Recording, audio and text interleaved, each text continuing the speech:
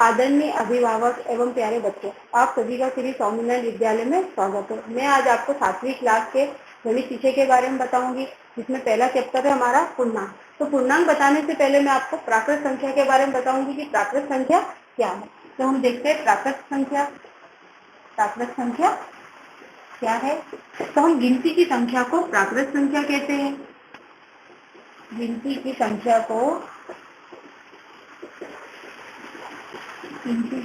को प्राकृत संख्या कहते हैं। अब गिनती की संख्या क्या है, कहाँ से शुरू होती है? 1 से। 1 2 3 4 5 6 7 8 9 10 और ये कहाँ तक जाएगी? अनंत तक। अभी तक लास्ट संख्या किसी को भी पता नहीं है, ये अनंत तक जाएगी। ठीक है। अब इसके बाद मैं आपको बताऊंगी पूर्ण संख्या। पूर्ण संख्या क्या है? तो शून्य और प्राकृत संख्या को पूर्ण संख्या कहते हैं।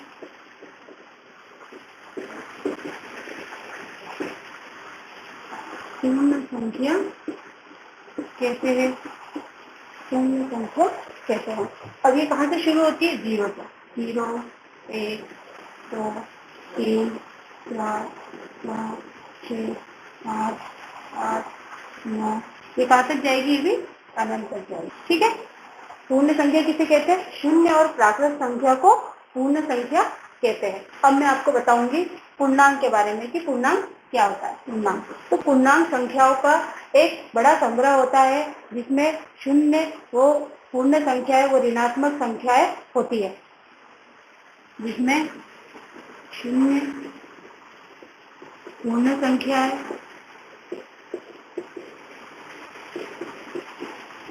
वो ऋणात्मक संख्या सम्मिलित होती है, जिसे पूर्णांक कहते हैं। ठीक है। पूर्णांक संख्याएं 3 प्रकार के होते हैं। पूर्णांक संख्या 3 प्रकार के होते हैं। पहला है हमारा शून्य संख्या।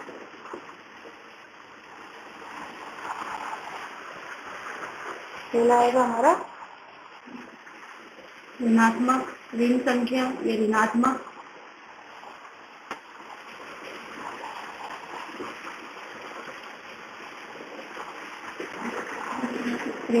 संख्या। दूसरा है हमारा शून्य संख्या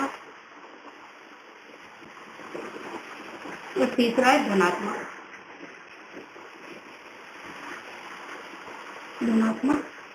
संख्या। सबसे पहले हम बात करेंगे ऋणात्मक संख्या की।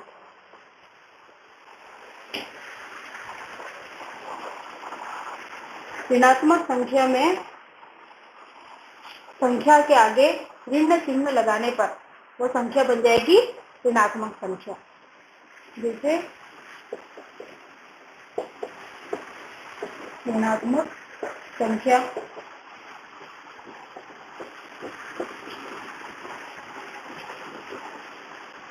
प्राकृत संख्या के आगे ऋण चिन्ह लगाने पर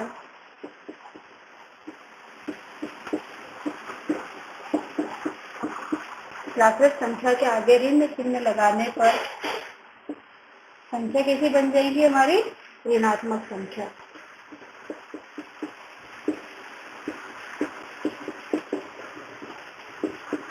जैसे हम यहाँ ले लें उदाहरण के लिए 1 2 3 4 5। अगर मैं इसके आगे माइनस लगा दूं, -1 -2 -3 -4 -5, तो ये कौन सी संख्या बन जाएगी? ऋणात्मक संख्या। इसके पहले कौन सी संख्या थी? धनात्मक संख्या। ठीक है। अब हमारी शून्य संख्या।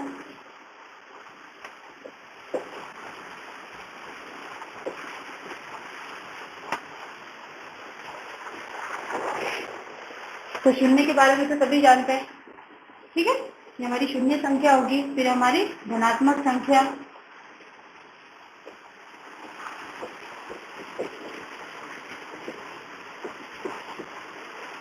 प्राकृत संख्या को ही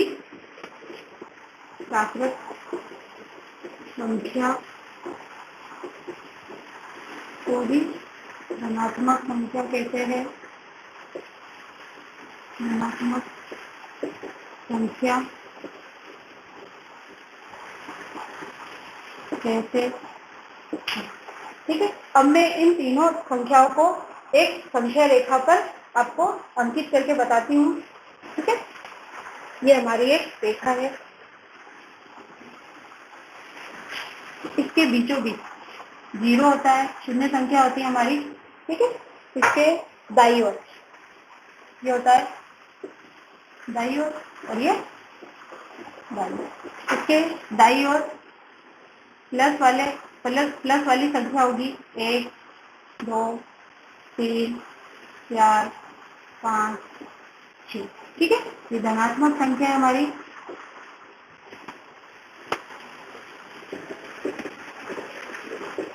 और इसके बाईं ओर ऋणात्मक संख्या, ठीक है। ये हो जाएगा -1 -2 -3 -4 और ये -5। ये कहलाती है हमारी ऋणात्मक संख्या,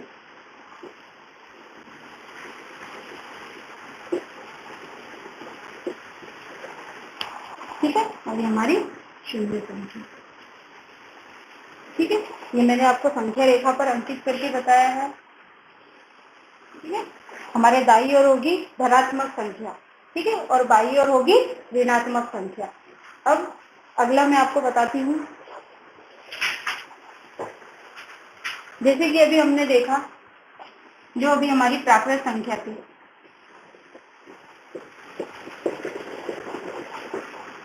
जो प्राकृत संख्या हमारी 1 से शुरू होती है, 1 2 3 4 ये 5, और पूर्ण संख्या हमारी शुरू होती है 0 से। 0 1 2 3 4 5, ये भी कहाँ तक जाएगी, अनंत तक जाएगी, ठीक है। जो हमारी प्राकृत संख्या है वो पूर्ण संख्या हो सकती है, लेकिन जो हमारी पूर्ण संख्या है वो प्राकृत संख्या नहीं हो सकती। जैसे हम 0 को ही ले लें, जो हमारी पूर्ण संख्या 0 से शुरू होती है, लेकिन 0 प्राकृत संख्या में नहीं आता है। इसलिए हम कह सकते हैं कि जो हमारी प्राकृत संख्या है वो पूर्ण संख्या हो सकती है, लेकिन जो हमारी पूर्ण संख्या है वो प्राकृत संख्या नहीं हो सकती है। जैसे एक उदाहरण ले लेते हैं हम, जैसे हमारे जो 3 है वो प्राकृत संख्या भी है। क्या है, प्राकृत संख्या भी है और पूर्ण संख्या भी है।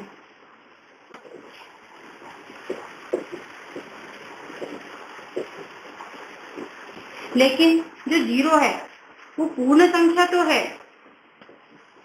जो 0 है वो पूर्ण संख्या तो है, लेकिन प्राकृत संख्या नहीं है। प्राकृत संख्या नहीं है।